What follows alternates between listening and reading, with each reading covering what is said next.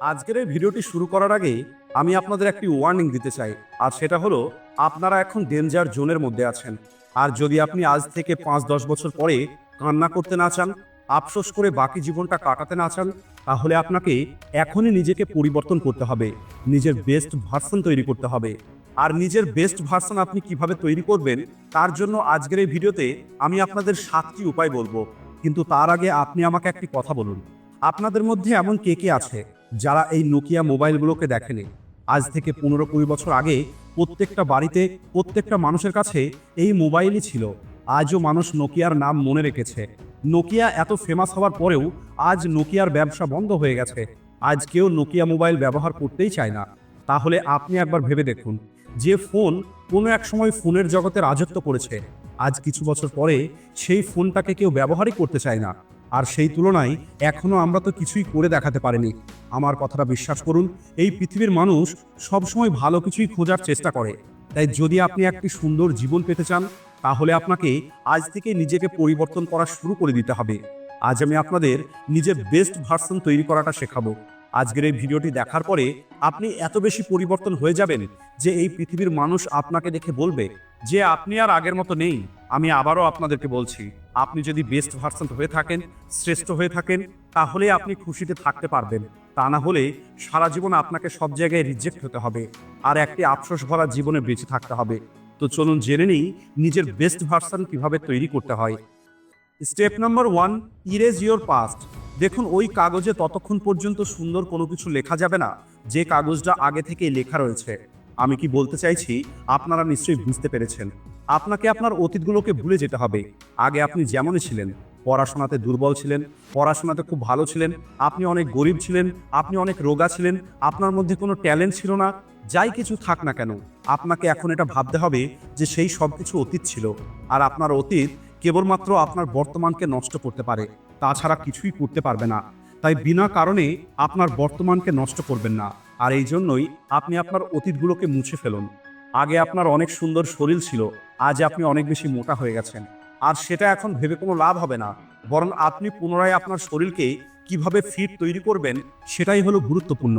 কিন্তু যতক্ষণ পর্যন্ত আপনি আপনার অতীতের কথা চিন্তা করবেন, ততক্ষণ পর্যন্ত আপনি আপনাকে আগের অবস্থায় ফিরিয়ে নিয়ে আসতে পারবেন না। তাই আপনার অতীতটা ভুলে গিয়ে ভবিষ্যতে পরিকল্পনা করে কাজ করা শুরু করুন। Step number 2, change your mindset. দেখুন, যদি আপনি আপনার মাইন্ডসেটকে পরিবর্তন করতে পারেন, তাহলে আপনি আপনার জীবনের বাকি সব কিছু পরিবর্তন করে নিতে পারবেন। আর যদি আপনার মাইন্ডসেটকে পরিবর্তন না করতে পারেন, তাহলে আপনি আপনার জীবনের বাকি সব কিছু পরিবর্তন করতে পারবেন না। অর্থাৎ বলতে চাইছি, আপনি রাজমহলে থেকেও গরিব হয়ে থাকবেন যদি আপনি আপনার চিন্তাটা গরিবের মতো রাখেন।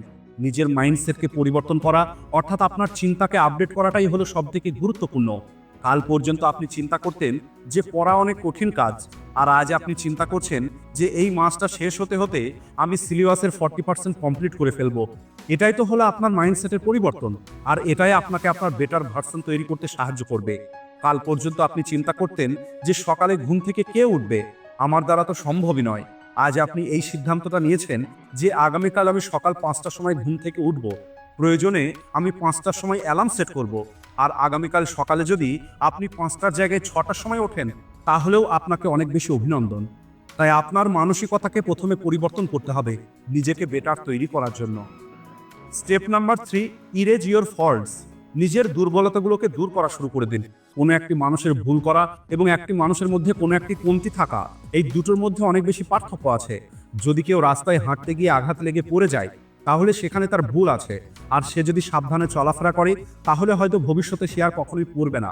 কিন্তু যদি কারোর পা না থাকে, তাহলে এটা হলো তার মধ্যে থাকা কমতি, আর এটা তো সম্পূর্ণ আলাদা একটা জিনিস। আর এই কমতিটা দূর করা একটি মানুষের হাতে থাকে না।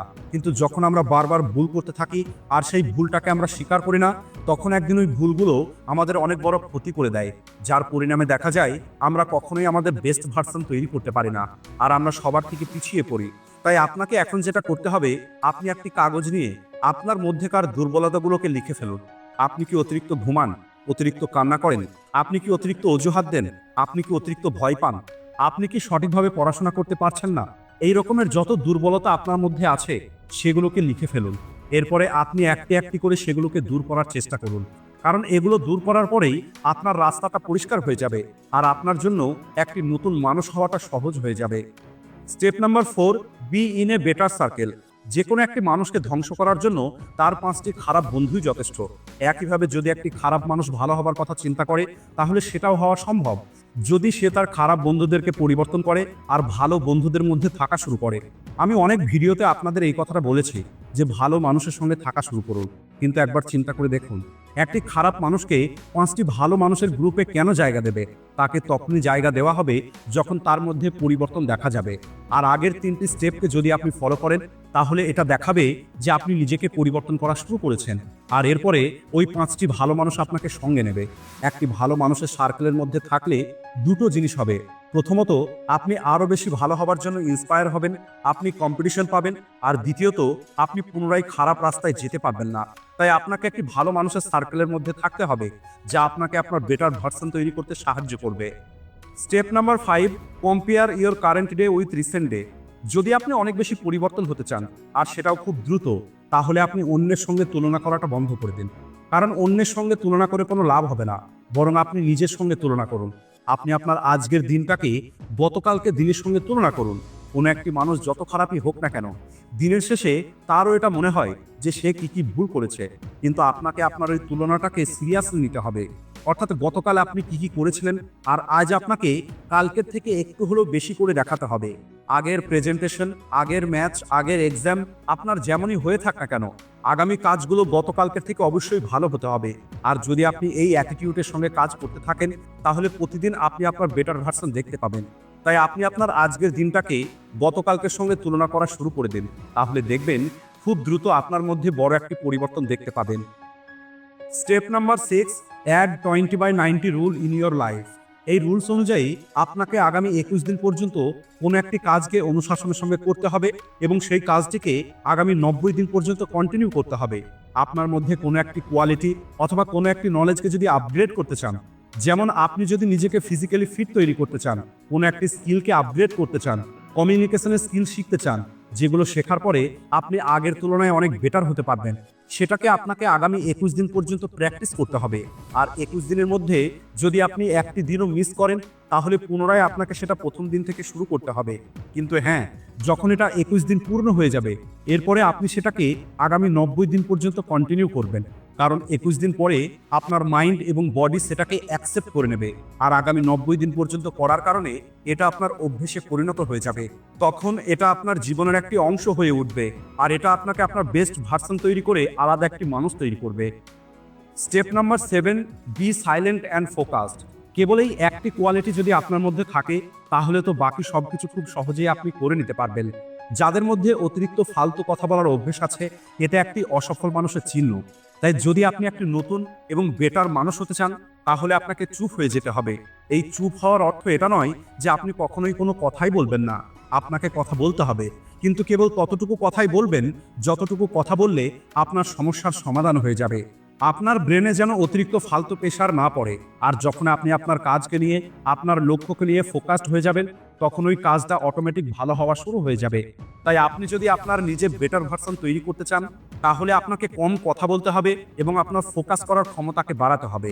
মনে রাখবেন, যারা নিচে থেকে উপরে পৌঁছেছে তারা নিজেকে প্রতিনিয়ত বেটার তৈরি করেছে।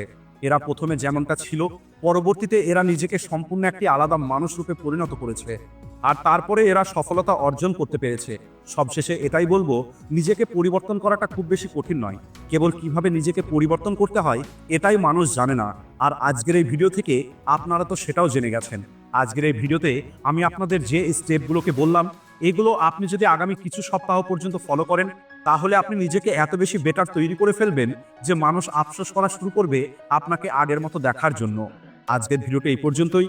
ভিডিও ভালো লাগলে ভিডিওটিকে লাইক ও শেয়ার করতে ভুলবেন না। ভিডিওটি শেষ পর্যন্ত দেখার জন্য ধন্যবাদ।